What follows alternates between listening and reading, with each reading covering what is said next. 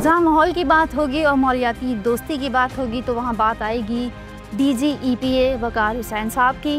इनसे बात करते हैं, जानते हैं। आप मुझे ये बताइएगा, ये जिस तरह से काश्त हो रही हैं सब्जियाँ, ये क्या माहौल दोस्त है?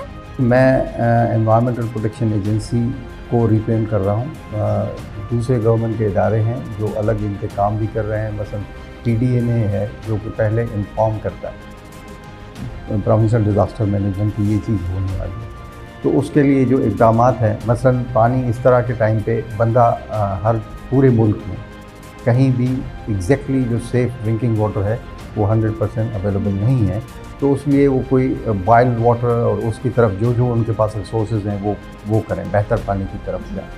अब ये कोई कंटिन्यूस खुदा न खास्ता कोई हफ्तों तक नहीं होता, वो कुछ दिनों के लिए होता है। और ये जब पानी बरसात अगर ज़्यादा जैसे ये हुई, इस तरह बरसात होती है तो वो उसकी डाइल्यूशन ज़्यादा हो जाती है अगर कोई कंटेमिनेशन सीवेज की होगी। एज सच उसका इम्पेक्ट उतना नहीं होगा अगर वो ज़्यादा बरसात है। सर, अभी हाल ही इतनी बारिशें हुई हैं, उसमें सीवरेज का पानी भी मिल रहा है, तो आप इसका क्या हल देंगे? हर साल जब मानसून की सीज़न होती है तो उसमें ज़ाहिर है यही पानी जब अगर रेनफॉल की ज़्यादा होता है तो वो बहता है through storm sewers and gutter वाले, तो थोड़े गटर का भी ज़ाहिर है ओवरफ्लो हो जाता है। एंड बोथ मिक्सड जो भी लोअर लाइन होती है एरिया, चाहे अगर कराची है तो मलीर नदी होगा या लियारी नदी होगा, इसी तरह इंटीरियर से मुख्तलिफ लो लाइन एरियाज में और ड्रेन होकर निकल जाता है। अब इसका अल्टीमेटली अगर फ्रेश वाटर बॉडी इधर तो इतनी नहीं है, इंटीरियर में अगर होती है तो वो उसमें कुछ कंटेमिनेशन का हो जाता है, मगर इसमें ज़्यादातर माइक्रोबियल कंटेमिनेशन होती है जो कि यानी कि पेट से रिलेटेड बीमारियों के बारे में उनका इम्पैक्ट होता है अगर वो फ्रेश वाटर नहीं होता है।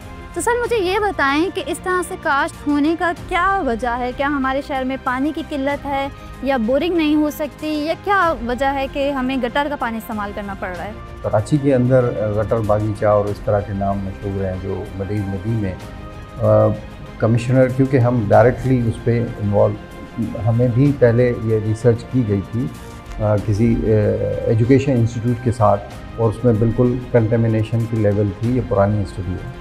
और अभी भी अगर वो हो रहा होगा सीवेज पे या मतलब वेस्ट वाटर पे, तो वो एक अच्छी जो भी चाहे वेजिटेबल हो या कोई और क्रॉप क्यों ना हो, तो उसे हमें डिस्करेज करना चाहिए। ये लोग भी कोई अमीर नहीं होते, गरीब ही होते हैं, तो इसमें जो दूसरे गवर्नमेंट के इदारे हैं जो उनको लुक आफ्टर कर रहे हैं, जो कस्टोडियन हैं मलीर नदी के, वो ज़ाहिर है उन पर कोई ना कोई एक्शन हो सकता है लिया, और डिस्ट्रिक्ट मैनेजमेंट इन्वॉल्व होती है। उसके बाद ही वो लैंड के इश्यूज़ भी आते हैं और उससे रिलेटेड सब चीज़ें वो आती हैं, तो उनका ना सिर्फ ये इकोनॉमिक इशू भी अलग है, मगर हम हमेशा यही कहते आए हैं कि कहीं पे भी ऐसे वेस्ट वाटर से कोई भी एग्रीकल्चर ना उगाई जाए, जब बल्कि फ्रेश वाटर से उगाई।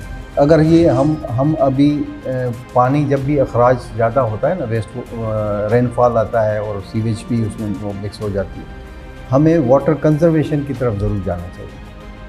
हर इदारे ने उसमें काम करना चाहिए, वो सिर्फ वासा तक नहीं हो या अपना Karachi water and sewage board. जहाँ पे भी मैं मिसाल दे दूँ, बहरिया टाउन में ऐसी चीज़ बनी हुई है, उधर स्टॉर्म सीवर्स भी हैं और उधर उनके रेन वाटर हार्वेस्टिंग के लिए उन्होंने पूरी पॉन्ड्स बनाई हुई हैं, लेक्स तरह बनाए हुए। अब सिटी में तो लेक नहीं बन पाएंगी, तो उसमें हम कोई डीप सा कुआं टाइप की शक्ल बना के रेन वाटर को उधर स्टोर करें, ताकि वो हमें यूज़ भी हो सके जब हमें ज़रूरत होती है। इसी तरह हम जितना भी जो भी वाटर जनरेट हो रहा है, चाहे वेस्ट वाटर ही क्यों ना हो, उसको रीयूज़ किया जा सकता है आफ्टर सर्टेन ट्रीटमेंट, तो हमें उस तरफ ज़्यादा फोकस करना चाहिए। बहुत शुक्रिया वकार हुसैन साहब, आपने हमें टाइम दिया। हम कहते हैं सरकार जवाब दो, मगर ये सरकार हमें क्या जवाब देगी जब यहाँ खेतों में ये फसल उगाने वाले ही हमें जवाब देने को तैयार नहीं। हर कोई हमें जवाब देने के बजाय आएँ बाएँ शाएँ करके चला गया, लेकिन हमें जवाब दें या ना दें, रोज़े क़यामत, रोज़े हशर, इनको जवाब देना पड़ेगा इंसानों की जानों से खेलने का। इसी के साथ अनिला खान को दीजिए इजाज़त। अपना बहुत सारा ख्याल रखिएगा। अल्लाह हाफ़िज़।